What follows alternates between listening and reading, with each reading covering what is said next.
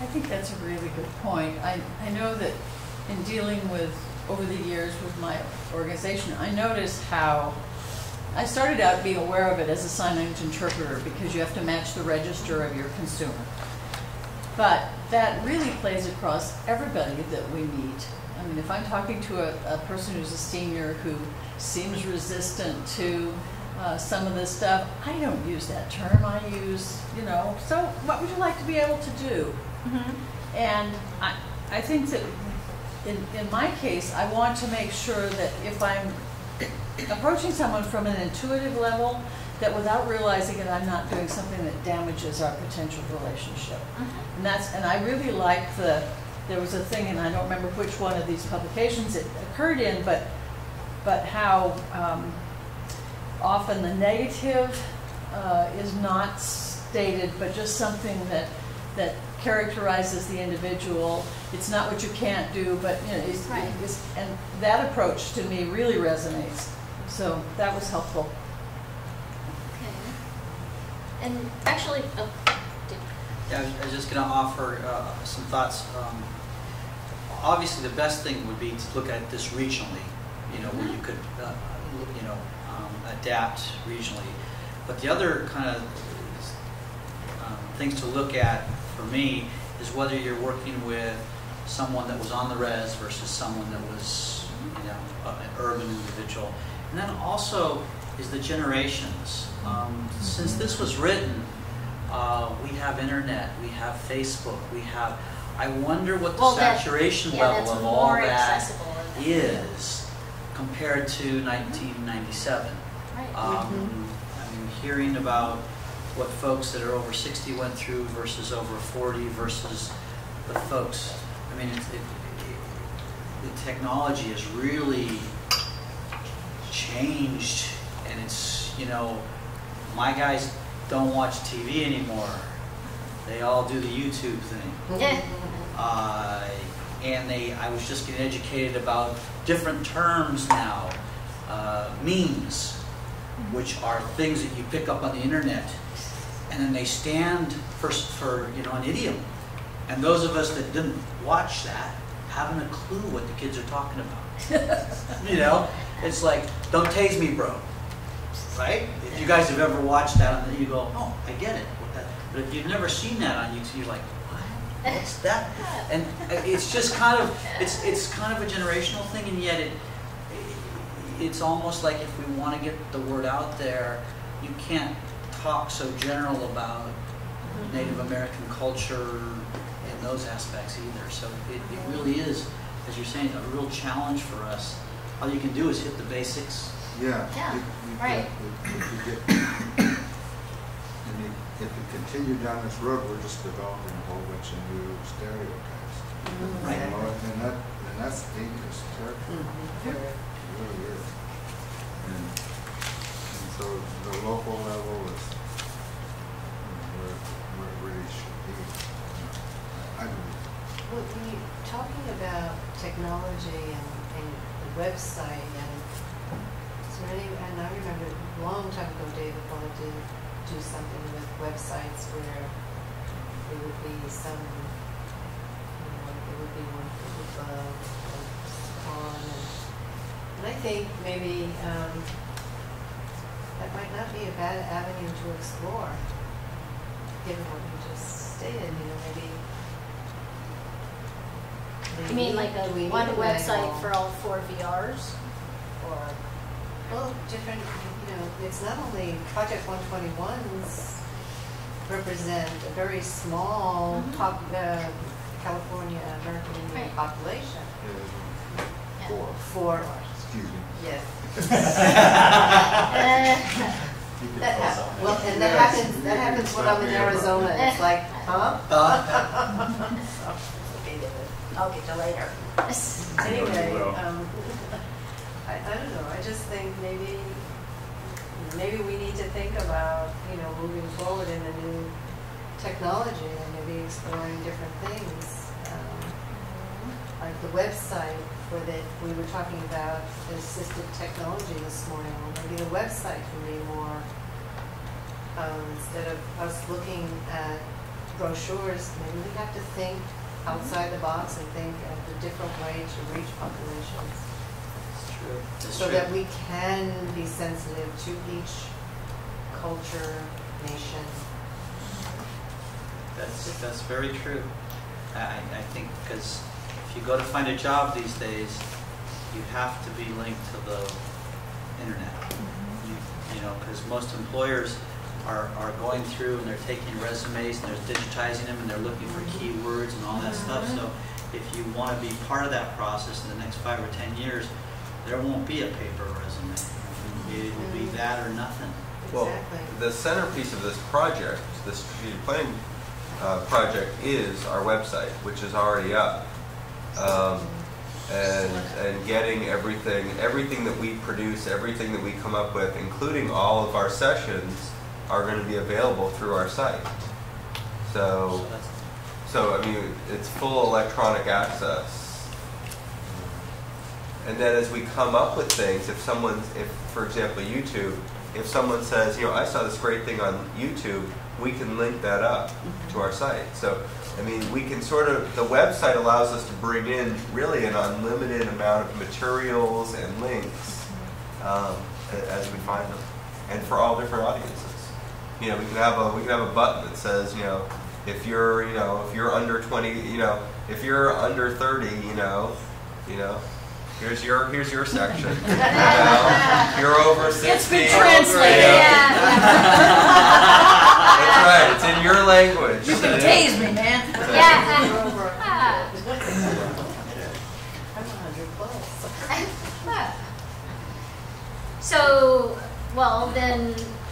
actually, since you're a SILP member and you've been on the SILP now since when, like 2002 or so?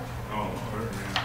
Okay, but and then obviously as a tribal representative, you No, you know, were, I was so yeah. California. yeah, talking about independent living. I mean, the SILP, you know, develops this state plan also, so. You know, I mean, so again, over the years, obviously these issues have come up, but so what kind of questions or feedback or whatever do you help contribute to the independent living side of this? Because you're actually working in both, you know, as being a representative of the SILP. Well, it's a slowly train. Right, right. You know, because I say the same things at the end of every meeting. Yeah. But we're here today because of David, actually. But, okay, thank you. But, Oh, I think, really? well, the real, you know, when I asked you the question of, well, how well has the manual worked? Okay, how long's the manual been around? And then before Ben left, Ben Harville, he provided us with some statistics from the state. Were you ever to find those, Kim? There was something like 72 Indians served in independent living services throughout the state. Right. For 1 year. It's not very pleasant. 1 year. Right. 2004 or 5, something like that. And the manual was here. The ideas were on the table. And when the ARA funds, all the IL project directors were on the line, deciding, thinking on their feet about how they're going to spend all this money. There was one project that said something about Native people, and that was up to, what was her name? Tink. Placer. She's the only one out of all the whole state, and they had $300,000 and $400,000